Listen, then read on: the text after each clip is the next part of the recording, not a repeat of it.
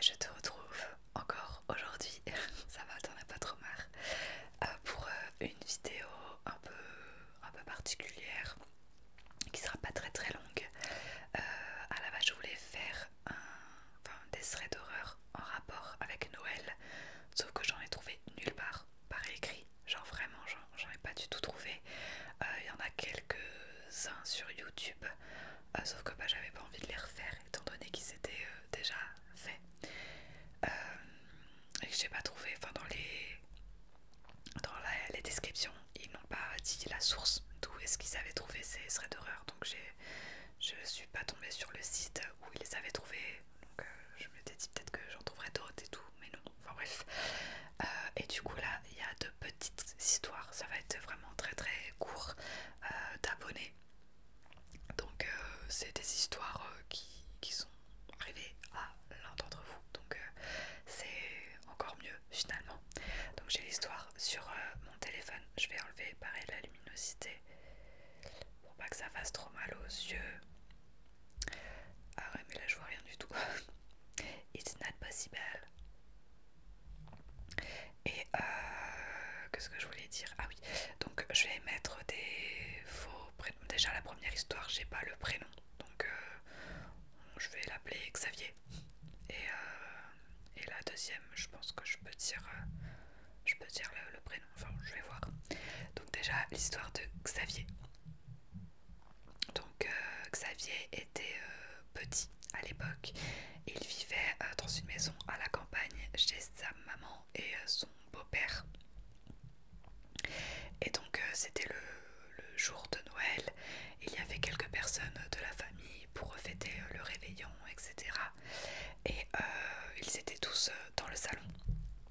Quand aux alentours de minuit, ils entendent un bruit provenant de la cuisine. Et c'est dans la cuisine qu'il y avait les cadeaux et les bottes. Enfin, je sais pas si c'était suspendu ou pas, mais les bottes, enfin les chaussons de Noël quoi, dans lesquelles on met des cadeaux.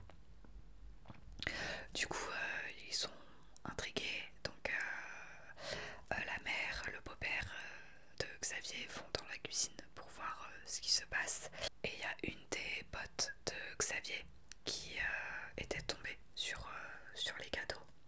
Et ils entendaient toujours le bruit, mais ils savaient pas d'où ça venait. Et donc le beau-père de Xavier, il était là, il disait mais c'est bizarre, c'est jamais arrivé qu'il y ait ce genre de bruit, des trucs qui tombent tout seuls et tout, même si c'était une vieille maison de campagne, c'était jamais arrivé auparavant. Et aujourd'hui encore, ils ne savent pas du tout d'où venait ce bruit, pourquoi la botte était tombée toute seule, alors que c'était bien fixé quoi. Et voilà pour l'histoire de Xavier. Alors la deuxième histoire, c'est l'histoire d'Elodie, qui a une grande sensibilité à tout ce qui est paranormal, pardon. Et d'ailleurs elle m'a envoyé plein d'histoires, donc je pense que j'en récupérerai pour certaines vidéos. D'ailleurs si toi aussi t'as vécu des choses paranormales ou juste un peu étranges comme dans les threads d'horreur, tu peux m'envoyer un mail à lueur à l'adresse lueur.fantastique au pluriel @gmail.com. L'adresse est dans la description dans tous les cas, donc n'hésite pas à m'envoyer des histoires et je ferai une vidéo avec plusieurs histoires, dont celle d'Elodie, parce qu'il y en a vraiment plein. Donc voilà, Elodie est assez sensible à tout ce qui est paranormal, donc je disais, et elle vivait dans un petit appartement à côté de Rouen avec sa fille. C'était le tout premier Noël de sa fille qui avait quelques mois seulement. Et d'ailleurs dans cet appartement il s'était passé plusieurs fois des petites choses, mais elle ne s'attarde pas trop dessus. Donc pour le réveillon de Noël, il y a une dame qu'elle connaissait qui l'avait invitée à passer le réveillon chez elle avec sa fille, donc tout se passe très bien, elles font le repas, le réveillon de Noël quoi. Et donc Elodie rentre chez elle avec sa fille et vraiment tout se passe bien. Donc en rentrant chez elle, Elodie va s'isoler dans la chambre. Son ex-compagnon s'était posé dans le